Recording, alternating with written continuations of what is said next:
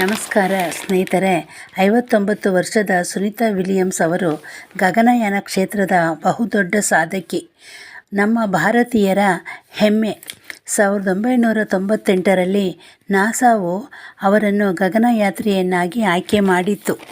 ಸುನೀತಾರವರು ISSಗೆ ಹೋಗಿ ಬಂದಿರುವುದು ಇದು 3ನೇ ಬಾರಿ. ಮೊದಲ ಬಾರಿ ಹೋಗಿದ್ದಾಗ 4 ಬಾರಿ ಬಾಹ್ಯಾಕಾಶ ನಡಿಗೆ ಮಾಡಿ ಅತಿ ಹೆಚ್ಚು ಬಾಹ್ಯಾಕಾಶ ನಡಿಗೆ ಕೈಗೊಂಡ ಮಹಿಳಾ ಗಗನಯಾನಿ ಎಂದು ದಾಖಲೆ ಬರೆದಿದ್ದರು. ಈವರೆಗೆ ಅವರು 608 ದಿನಗಳನ್ನು ISSನಲ್ಲಿ ಕಳೆದಿದ್ದಾರೆ.